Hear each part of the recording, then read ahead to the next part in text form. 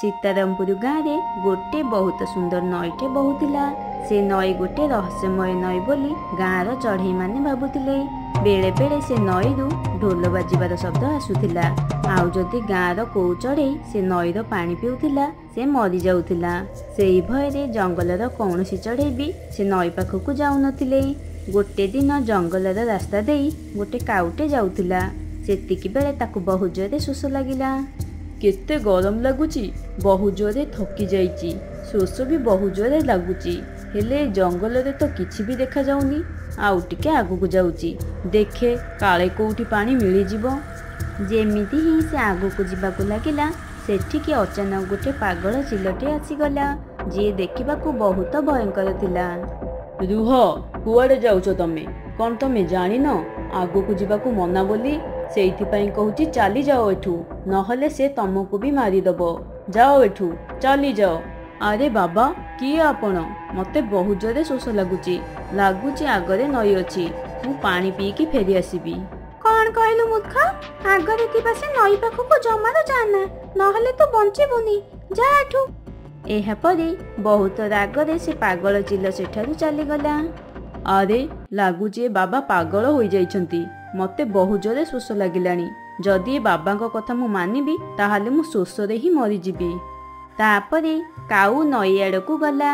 किछि समय जंगल रे चलिबा परे ताकू बहुत सुंदर नईटे देखागला।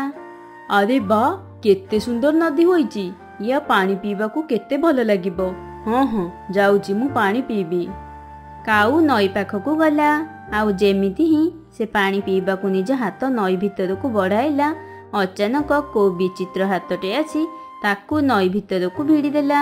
आउ काऊ बहुत जोरे चिल्लई चिल्लई नईरे बुड़ीगला। सेतिकी बेले ढोल बाजिबार अजब शब्द पूरा जंगल पक्षीक कानरे पड़िला। आउ जंगल रे किछि चढ़ई ए शब्द सुनिकी दुखी होईगले। अरे धनु भाई, शुणिल तो तमे? ये शब्द से मायबी नदी आड़ू आसुची। से नई जेतेबेले गोटे जीवन नौची सेतेबेले से नईरू ढोल बाजिबार शब्द आसुची। हाँ भाई, तू तो ठीक कहलु। लगुची ए मायबी नदी काहाकू बोधे शिकार करि देइची। एबे तो से नई पटे गले बहुत डर लगुची। से गाँव रे टिकी नाम रे गोटे चढ़ई रहुथिला। ता पुओ को छाड़ी देले तार आउ केही भी नथिले। ता पुओ हॉस्टेल रे रही पढ़ुथिला। कुकु पाठ पढ़ा छाड़ी हॉस्टेल रू गाँ को आसी जाइथिला। माँ, मु केते दिन पर हॉस्टेल रू आसीची। मु चाहूची पूरा जंगल सारा बुलिकी देखिबी। कह माँ, मु कौन जंगल देखिबाकू जाई परिबी? अरे हाँ हाँ, काहींकी नुह पुओ, एई तो तोरी जंगल। तू गाँ देखिबाकू चाहूचु ना? ताहले तू जा पुओ, हेले मने रखिबू जंगल रे जो नदी अछि भूल रे भी से नदी पाखकू जिबुनी। से नई गोटे मायबी नई। जे भी से नई पाखकू जाउची से मरी जाउची। सेइथिपई तू नई पाखकू जमारू भी जिबुनी पुओ, बुझिलु? तू भी ना बहुत बोकी। ये कोउ जुगर कथा कहूचु? एमिति किछि भी न थाए। तू चिंता करनी, मु जल्दी ही घर को फेरी आसीबी। हौ, मु एबे जाउची। तापरे कुकु गाँ बुलिबाकू गला। से गाँ रास्ता रे जाई जाई जंगल रे पहुंची गला। अरे ये तो मु बहुत दूर को चली आसिली। हेले जंगल एते खाली कौन पाई? आख पाखे तो किछि भी देखा जाउनी। एमिति के को पशु भी नाहंती। टिके आगु को जाई कि देखुची। जेमिति कुकु आगो को गला ताकू से पागल चिल देखा गला। से हठात ता रास्ता रोकिबाकू लागिला। कुआडे जाउचु तू? आगरे जो मायाबी नदी अछि तू ता पाखकू जिबुनी। से गोटे मायाबी नई। से तोते जीवंता छाड़िबनी। मु कहूची तू एठू फेरी जा। से पागल चिल सेठू चलीगला। अरे ये को प्रकार पागल? देखिबाकू तो बहुत भयंकर लगुची। ए चिल सतरे पागल हो जाइछि। घटनाटा कौन? मते लगुची एबे नई पाखकू जाइकी देखिबाकू पड़िबो। एमिति कहू कहू से नई पाखकू गला। जेमिति से नई पाखरे पहुंचीची सेतिकी बेले अचानक नईरू गोटे शब्द शुभिला। सेतिकी बेले से देखिला गोटे साधु बुढ़ा नई कूलर गोटे गछ मूल रे बसिकी कांदुची। कुकु से साधु बुढ़ा पाखकू गला। किए तमे? आउ कांदुच कौन पाई? मते साहाय्य कर पुओ, से गोटे मायाबी। मु बहुत कष्ट रे अछि, मते साहाय्य कर। ହେଲେ ଆପଣ କିଏ? ଆଉ କ'ଣ ସାହାଯ୍ୟ ଦରକାର ଆପଣଙ୍କୁ ବାବା? କୁକୁକୁ ଆଉ ଗୋଟେ ଶବ୍ଦ ଶୁଭିଲା। କୁକୁ ପଛକୁ ବୁଲିକି ଦେଖିଲା ସେଇ ଭୟଙ୍କର ଦେଖାଯାଉଥିବା ପାଗଳ ଚିଲ ଛିଡ଼ା ହୋଇଥିଲା, ଯିଏ କୁକୁକୁ ଜଙ୍ଗଲରୁ ଫେରିଯିବାକୁ କହୁଥିଲା। ତୁ ଏଠି କ'ଣ କରୁଛୁ? ତତେ କହିଲି ନା ଯା ଏଠୁ, ନହେଲେ ଏ ମାୟାବୀ ନଈ ତତେ ବି ମାୟାରେ ଫସେଇଦବ। ବାବା ମୁଁ ତ ବାସ୍ ଏଠୁ ଯାଉଥିଲି, ଏଠି ତ ମତେ ବୁଢ଼ା ସାଧୁ କାନ୍ଦୁଥିବାର ଦେଖାଗଲେ, ସେଥିପାଇଁ ମୁଁ ଏଠିକି ଆସିଗଲି। କିଏ? ତୁ କାହା କଥା କହୁଛୁ? ଏଠି ତ କେହି କାନ୍ଦିବାର ଦେଖାଯାଉନି। ତାପରେ କୁକୁ ପଛକୁ ବୁଲିକି ଦେଖିଲା, ଆଉ ଦେଖିଲା ସେଠି ସତରେ କେହି ବି ନଥିଲେ। କୁକୁ ଏସବୁ ଦେଖିକି ଆଶ୍ଚର୍ଯ୍ୟ ହୋଇଗଲା। ହେଲେ ସେ ସାଧୁ ବାବା ତ ଏଇଠି ଥିଲେ, ମୁଁ ସତ କହୁଛି ସେ ଏଇଠି ଥିଲେ। ଦେଖ ପୁଅ, ମୁଁ ତତେ କହିଲି ନା ଯା ଏଠୁ, ତୋ ପ୍ରଶ୍ନର ମୋ ପାଖରେ କିଛି ବି ଉତ୍ତର ନାହିଁ, ଯା ଏଠୁ, ନହେଲେ ଭଲ ହବନି, ବୁଝିଲୁ? ତାପରେ ସେ ସେଠୁ ତା ଘରକୁ ଆସିଲା। ଆରେ ଆସିଗଲୁ ତୁ? କୋଉଠି ରହିଯାଇଥିଲୁ? କେବେଠୁ ଅପେକ୍ଷା କରିଛି ମୁଁ। ତୁ ଜାଣିନୁ କେବେଠୁ ମୋ ମନ ମାନୁନଥିଲା, ଭାବୁଥିଲି କି ସେ ଜଙ୍ଗଲର ପାଖରେ ଥିବା ସେ ମାୟାବୀ ନଦୀ ପାଖକୁ ତୁ ଯାଇନୁ ତ? କହ କୋଉଠି ରହିଯାଇଥିଲୁ ତୁ? ଯଦି ମୁଁ ମାଆକୁ କହିବି କି ମୁଁ ଜଙ୍ଗଲର ସେଇ ନଈ ପାଖକୁ ଯାଇଥିଲି ବୋଲି, ତାହେଲେ ମତେ ମା ବହୁତ ବକିବ। ନାଇଁ ନାଇଁ, ମୁଁ ମାଆକୁ କିଛି ବି କହିବିନି। ତୁ ବେକାରଟାରେ ଚିନ୍ତା କରୁଛୁ। ରାସ୍ତାରେ ମୋ ପିଲାବେଳର ସାଙ୍ଗ ଦେଖାହେଲା ତ, ତା ସହିତ କଥା ହୋଇ ଆସିଲା ବେଳକୁ ଟିକେ ଲେଟ୍ ହୋଇଗଲା। ହଉ ହଉ ଠିକ୍ ଅଛି, ତୁ ଏବେ ଭଲରେ ହାତ ମୁହଁ ଧୋଇଦେ, ମୁଁ ତୋ ପାଇଁ ଖାଇବା ନେଇକି ଆସୁଛି। ଠିକ୍ ଅଛି ମା, ଏମିତିରେ ବି ମତେ ବହୁତ ଜୋରେ ଭୋକ ଲାଗିଲାଣି, ଜଲ୍ଦି ତୋ ହାତ ରନ୍ଧା ଗରମ ଗରମ ଖାଇବା ଖୁଆଇଦେ ମା। ଟିକି ତା ପୁଅକୁ ଖାଇବା ଆଣିକି ଦେଲା। କୁକୁ ବହୁତ ଖୁସିରେ ନିଜ ମା ହାତ ରନ୍ଧା ଖାଇବା ଖାଇଲା, ଆଉ ନିଜ ଘରେ ଆରାମ କରିବାକୁ ଲାଗିଲା। ହେଲେ ଜଙ୍ଗଲର ସେଇ ନଈ କୂଳରେ ଗାୟବ ହୋଇଥିବା ସାଧୁ ବୁଢ଼ା ବିଷୟରେ କୁକୁ ଶୋଇ ଶୋଇ ଭାବୁଥିଲା। କେଜାଣି ଜଙ୍ଗଲରେ ବସିଥିବା ସେ ସାଧୁ ବୁଢ଼ା କ'ଣ ପାଇଁ କାନ୍ଦୁଥିଲେ, ଆଉ ସେ ଅଚାନକ କୁଆଡ଼େ ଗାୟବ ହୋଇଗଲେ? ଏମିତି ତ ମୁଁ ଆଗରୁ କେବେ ବି ଦେଖିନି।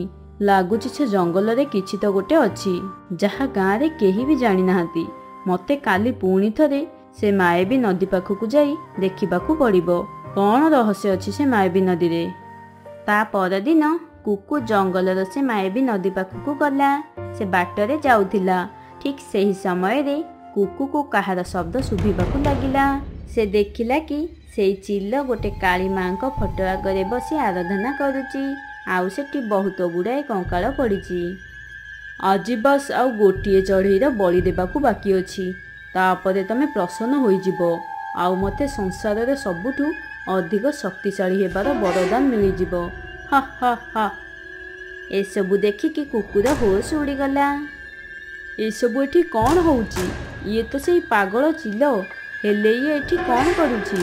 ଆଉ ତା ପାଖରେ ଏତେ ସାରା କଙ୍କାଳ କ'ଣ ପାଇଁ ପଡ଼ିଛି? ମୁଁ ତ କିଛି ବୁଝିପାରୁନି। ଠିକ୍ ସେତିକି ବେଳେ କୁକୁକୁ ପୁଣି ଥରେ କାହାର କାନ୍ଦିବାର ଶବ୍ଦ ଶୁଭିଲା। ଆରେ ଇଏ ତ ଠିକ୍ ସେଇ କାନ୍ଦିବାର ସ୍ୱର ଯେମିତି ମୁଁ କାଲି ଶୁଣିଥିଲି। କୁକୁ ସେଇ ନଦୀ ପଟକୁ ଯିବାକୁ ଲାଗିଲା, ଆଉ ଦେଖିଲା ବୁଢ଼ା ସାଧୁ ନଈ କୂଳରେ ବସିଥିଲା ଆଉ କାନ୍ଦୁଥିଲା। କୁକୁ ତା ପାଖକୁ ଗଲା। ତମେ ତ ସେଇ ସାଧୁ ନା, ଯିଏ କାଲି ଏଠି ବସିକି କାନ୍ଦୁଥିଲା, ଆଉ ଅଚାନକ ତମେ ଗାୟବ କେମିତି ହୋଇଗଲ? ପ୍ରକୃତରେ ତମେ କିଏ, ଆଉ ତମେ କାନ୍ଦୁଛ କ'ଣ ପାଇଁ? ମୁଁ ତମ ବିଷୟରେ ଜାଣିବାକୁ ଚାହୁଁଛି, କୁହ ମତେ। ମତେ ସାହାଯ୍ୟ କର ପୁଅ, ମତେ ମୁକ୍ତି ଦିଅ। ମୁଁ ତ କେତେ ବର୍ଷ ପୂର୍ବରୁ ମରି ସାରିଲିଣି, ହେଲେ ମୋ ଆତ୍ମା ଆଜି ବି ଏଇଠି ବୁଲୁଛି। ସେ ପାପୀକୁ ଯେ ପର୍ଯ୍ୟନ୍ତ ସେ କରିଥିବା ପାପର ସଜା ନ ମିଳିଛି, ମୋ ଆତ୍ମା ସେ ପର୍ଯ୍ୟନ୍ତ ଏଇଠି ବୁଲୁଥିବ। ମତେ କେବେ ବି ଶାନ୍ତି ମିଳିବନି। ଇଏ ତମେ କ'ଣ କହୁଛ ବାବା? କ'ଣ ତମେ ସତରେ ମରିଯାଇଛ? ହେଲେ କେମିତି? ଆଉ କିଏ ସେ ପାପୀ ଯାହାକୁ ତମେ ସଜା ଦେବାକୁ ଚାହୁଁଛ?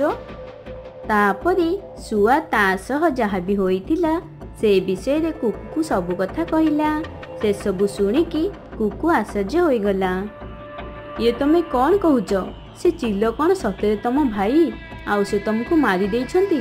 ହେଲେ ଏ ଜଙ୍ଗଲର ନଈକୁ ଯିଏ ବି ପାଣି ପିଇବାକୁ ଆସୁଛି ସିଏ ମରିଯାଉଛି କେମିତି? ତାର କାରଣ କ'ଣ? କ'ଣ ସତରେ ଇଏ ଗୋଟେ ମାୟାବୀ ନଈ? ନା ପୁଅ, ଇଏ କୋଉ ମାୟାବୀ ନଈ ନୁହେଁ। ୟା ପଛରେ ମୋ ଭାଇ ଚିଲର ହାତ ଅଛି। ସେ କାଳୀ ମାଙ୍କୁ ପୂଜା କରିକି ତାଙ୍କୁ ଖୁସି କରିକି ସବୁଠାରୁ ଶକ୍ତିଶାଳୀ ହେବାର ବରଦାନ ମାଗିବାକୁ ଚାହୁଁଛି, ଯାହା ପାଇଁ ସେ କାଳୀ ମାଙ୍କୁ ଚଢ଼େଇ ବଳି ଦଉଛି। ଏବେ ବାସ୍ ତା ଆରାଧନା ଶେଷ ହେବାକୁ ଯାଉଛି। ଏବେ ତାକୁ ତ ଶେଷ ଶିକାରର ଆବଶ୍ୟକତା ଅଛି, ଯାହାର ବଳି ଦେଇକି ସେ କାଳୀ ମାଙ୍କୁ ପ୍ରସନ୍ନ କରିପାରିବ।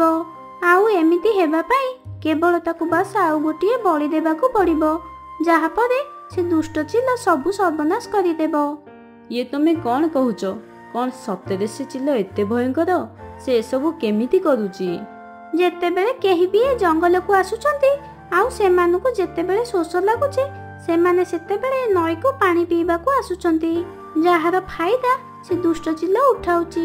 ସେ ପ୍ରଥମରୁ ହିଁ ଏଇ ନଈରେ ବୁଡ଼ିକି ରହୁଛି। ଆଉ ଯିଏ ଯଦି ପାଣି ପିଇବାକୁ ଏଇ ନଈରେ ନିଜ ହାତ ବଢ଼ାଉଛି, ସେ ଠିକ୍ ସେହି ସମୟରେ ତାକୁ ସେ ନଈ ଭିତରକୁ ଭିଡ଼ି ନେଉଛି। ଏମିତି କରିକି ସେ କାଳୀ ମାଙ୍କୁ ସବୁ ଚଢ଼େଇଙ୍କର ବଳି ଦଉଛି। ଆଉ ଏମିତି ହବା ପାଇଁ ଏବେ ବାସ୍ ତାକୁ ଗୋଟିଏ ବଳି ହିଁ ଦେବାକୁ ପଡ଼ିବ, ଯାହାପରେ ସେ ଦୁଷ୍ଟ ଚିଲ ସବୁ ସର୍ବନାଶ କରିଦେବ। ଇଏ ତମେ କ'ଣ କହୁଛ? ନାଇଁ ନାଇଁ, ମୁଁ ଏମିତି କେବେ ବି ହବାକୁ ଦେବିନି। ସେ ପାପୀ କାଳୀ ମାଙ୍କୁ କେବେ ବି ଖୁସି କରିପାରିବନି।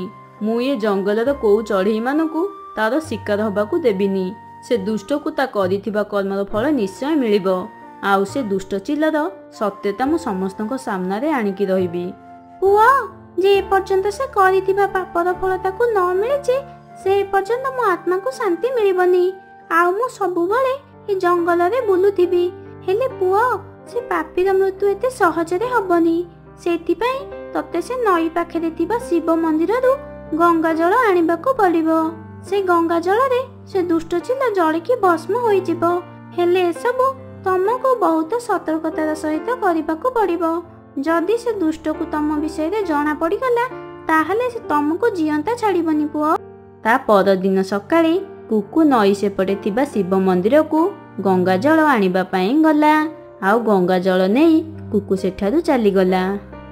ଆଜି ମୁଁ ତମ ପାଇଁ ଶେଷ ବଳି ନେଇକି ଆସିଛି। ଏଥିରେ ତମେ ନିଶ୍ଚୟ ଖୁସି ହୋଇଯିବ। ଆଉ ମୋତେ ସଂସାରର ସବୁଠାରୁ ଅଧିକ ଶକ୍ତିଶାଳୀ ହେବାର ବରଦାନ ଦବ। ହା ହା ହା, ଏବେ ମୋତେ ଶକ୍ତିଶାଳୀ ହେବାରୁ କେହି ବି ରୋକିପାରିବେନି। ସେ ଦୁଷ୍ଟ ଚିଲ ଗୋଟେ ବଡ଼ ଖଣ୍ଡାରେ ସେ ଚଢ଼େଇଟିର ମୁଣ୍ଡ କାଟିବାକୁ ଯାଉଥିଲା। ଠିକ୍ ସେହି ସମୟରେ ଗାଁର ଚଢ଼େଇମାନେ ଠେଙ୍ଗା ବାଡ଼ି ଧରିକି ସେଠାରେ ପହଞ୍ଚିଗଲେ। ଆଉ କୁକୁ ବି ଗଙ୍ଗା ଜଳ ଧରିକି ସେଠି ପହଞ୍ଚିଲା। ଦୁଷ୍ଟ ପାପୀ ଚିଲ, ଏବେ ତୁ କରିଥିବା ତୋ କର୍ମର ଫଳ ତତେ ନିଶ୍ଚୟ ମିଳିବ। ଦେଖ, ତୁ ଏବେ ଜଳି ପାଉଁଶ ହୋଇଯିବୁ। ଏବେ ଆଉ ବଞ୍ଚି ପାରିବୁନି। ତୁ ଯେତେ ବି ପାପ କରିଛୁ, ତାର ଫଳ ତତେ ନିଶ୍ଚୟ ମିଳିବ। କୁକୁ ଗଙ୍ଗା ଜଳ ସେ ଦୁଷ୍ଟ ଚିଲ ଉପରେ ପକାଇ ଦେଲା। ନା ନା, ଇଏ ତୁ କ'ଣ କରିଦେଲୁ? ମୋର ଏତେ ବର୍ଷର ତପସ୍ୟାକୁ ତୁ ମାଟିରେ ମିଶାଇ ଦେଲୁ। ତୁ କିଛି ଠିକ୍ କଲୁନି। ଆଉ ଦେଖୁ ଦେଖୁ ସେ ପାପି ଚିଲ ଜଳିକି ଭସ୍ମ ହୋଇଗଲା। ଗାଁ ବାଲା ବହୁତ ଆଶ୍ଚର୍ଯ୍ୟ ସହିତ ଏସବୁ ଦେଖୁଥିଲେ। ଆଉ ସମସ୍ତେ ଭଲରେ ବୁଝିଗଲେ। ତମକୁ ବହୁତ ବହୁତ ଧନ୍ୟବାଦ ପୁଅ କୁକୁ। ଯଦି କାଲି ରାତିରେ ତମେ ଆମକୁ ଏଠିକି ଆସିବାକୁ କହିନଥାନ୍ତ, ତାହେଲେ ଆମେ ସେ ଦୁଷ୍ଟ ଚିଲର ସତ କେବେ ବି ଜାଣିପାରିନଥାନ୍ତୁ। ଆମେ ସବୁବେଳେ ଗୋଟିଏ କଥା ଭାବୁଥିଲୁ କି ଏ ନଈ ହିଁ ମାୟାବୀ, ଯିଏ ଗାଁ ବାଲାଙ୍କର ଜୀବନ ନେଉଛି। ହେଲେ ତମେ ଏଠିକି ଆସିକି ଆମ ଆଖିରୁ ପରଦା ହଟେଇଦେଲ ପୁଅ। ଯଦି ତମେ ନଥାନ୍ତ, ତାହେଲେ ସେ ଦୁଷ୍ଟ ଆଜି ବି କାହାର ନା କାହାର ବଳି ନିଶ୍ଚୟ ଦେଇଥାନ୍ତା। ସତରେ ତମେ ବହୁତ ସାହସୀ। ତମେ ଏ ଗାଁକୁ ଭଗବାନ ହେଇକି ଆସିଛ ପୁଅ। ଆରେ ନାଇଁ ନାଇଁ, ଇଏ ତ ମୋ କର୍ତ୍ତବ୍ୟ ଥିଲା। ଆପଣମାନେ ମୋତେ ଧନ୍ୟବାଦ କରନ୍ତୁନି। ଏ ଗାଁ ଯେତିକି ଆପଣଙ୍କର, ସେତିକି ବି ମୋର। ସେଥିପାଇଁ ମୁଁ ଯାହା କିଛି ବି କଲି ମୋ ପାଇଁ ଆଉ ମୋ ଗାଁ ବାଲାଙ୍କ ପାଇଁ।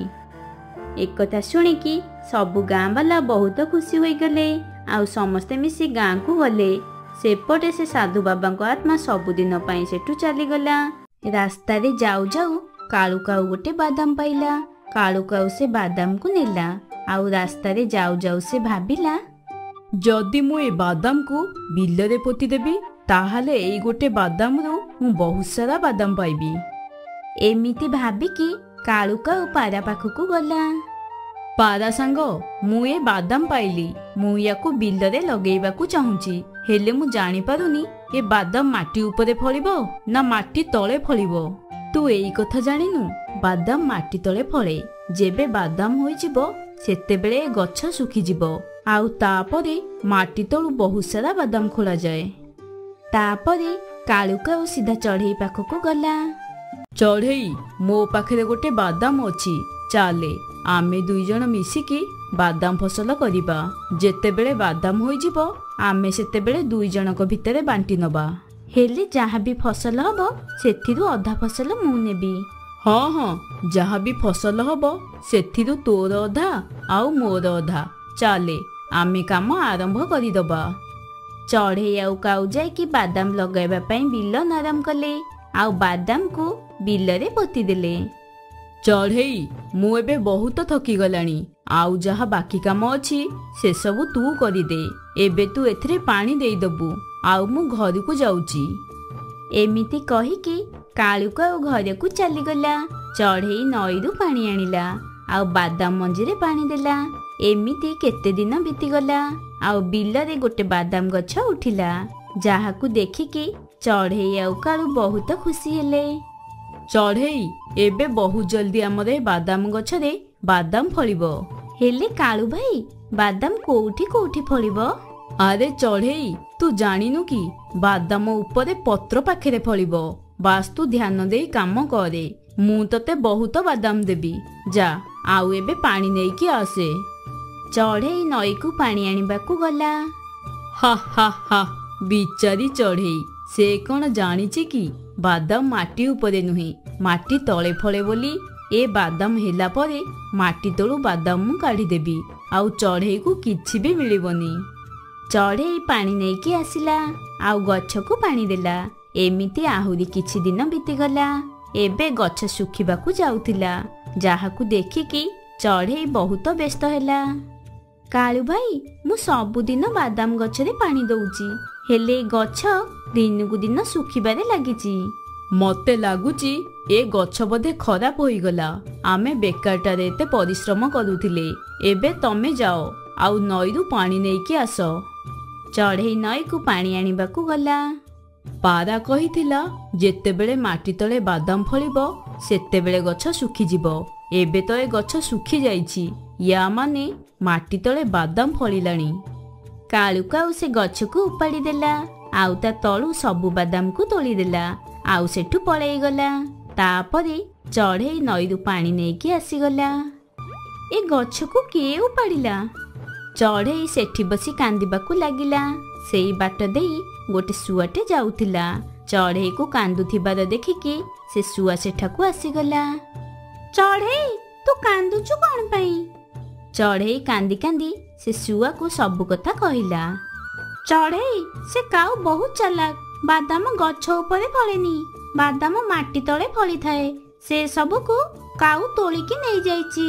ସେ ତତେ ମିଛ କଥା କହିଥିଲା କି ବାଦାମ ଗଛ ଉପରେ ଫଳିବ ବୋଲି। ଏବେ ତୁ ଘରକୁ ଯା, ଆଉ କେବେ ବି କାଉ ଉପରେ ବିଶ୍ୱାସ କରିବୁନି। ଚଢ଼େଇ କାନ୍ଦି କାନ୍ଦି ଘରକୁ ଗଲା। ମୁଁ ଆଉ କେବେ ବି କାଳୁ କାଉ ଉପରେ ବିଶ୍ୱାସ କରିବିନି। ସେ କାଳୁ କାଉ ମତେ ସବୁବେଳେ ଧୋକା ଦଉଛି। ଚଢ଼େଇ ଘରକୁ ଯିବା ବାଟରେ ଏମିତି ଭାବୁଥିଲା। ଘରକୁ ଯାଇକି କାଳୁ କାଉ ଗୋଟେ ବାଦାମ ଖାଇଲା। ସେ ବାଦାମର କିଛି ଟେଷ୍ଟ ହିଁ ନଥିଲା। କାଳୁ କାଉ ପାରା ପାଖକୁ ଗଲା। ପାରା ସାଙ୍ଗ, ମୋ ବାଦାମ ଗଛରୁ ସବୁ ବାଦାମ ଆଣି ସାରିଲାଣି, ହେଲେ ସେ ବାଦାମ ଟିକେ ବି ଟେଷ୍ଟ ଲାଗୁନି। ପାଗଳ, ବାଦାମକୁ ପୋଡ଼ିକି ଖାଆନ୍ତି, ତାପରେ ଯାଇ ସେ ଟେଷ୍ଟ ଲାଗିବ। ହେଲେ ସେଥିପାଇଁ ତ ନିଆଁ ଦରକାର। ପାରା ସାଙ୍ଗ, ନିଆଁ ମୁଁ କୋଉଠୁ ଆଣିବି? ଆମ ଜଙ୍ଗଲରେ ନିଆଁ କେବଳ ଜଣକ ପାଖରେ ହିଁ ମିଳିବ, ଆଉ ସେ ହେଉଛି ଚଢ଼େଇ। କାଳୁ କାଉ ଲାଜରେ ବାଦାମ ନେଇକି ଚଢ଼େଇର ଘରକୁ ଗଲା। ଚଢ଼େଇ, ମୁଁ ତତେ ମିଛ କହିଥିଲି, ମତେ କ୍ଷମା କରିଦେ। ମୁଁ ମାଟି ତଳୁ ବାଦାମ ସବୁ ଖୋଳି ଦେଇଥିଲି। କାଳୁ କାଉ, ତୁ ଏବେ ଏଠୁ ଚାଲିଯା। ମୁଁ ତୋ ସହିତ କଥା ହେବିନି। ତୁ ଗୋଟେ ଧୋକାବାଜ। ଚଢ଼େଇ, ମତେ ପାରା କହିଲା କି ବାଦାମକୁ ପୋଡ଼ିକି ଖାଆନ୍ତି ବୋଲି, ଆଉ ନିଆଁ ତ ତୋ ପାଖରେ ଅଛି, ମୁଁ ସେଇଥିପାଇଁ ତୋ ପାଖକୁ ଆସିଛି। ଓହୋ, ତାହେଲେ ଏମିତି କଥା। ନହେଲେ ମୁଁ ଭାବୁଛି କାଳୁ କାଉ ଏତେ ଭଲ କେବେଠୁ ହେଇଗଲାଣି। ମୁଁ ଯଦି ନିଆଁ ଦେବି ତାହେଲେ ମତେ ସେ ବାଦାମରୁ ଅଧେ ଦେ। ତାପରେ ଚଢ଼େଇ ନିଜ କରେଇ ଗରମ କଲା ଆଉ ବାଦାମକୁ ସିଝାଇଲା। ସିଝାଇ ସାରିବା ପରେ ଚଢ଼େଇ ସେଥିରୁ ଅଧା ବାଦାମ ନେଇଗଲା ଆଉ ଅଧେ କାଉ ନେଇଗଲା।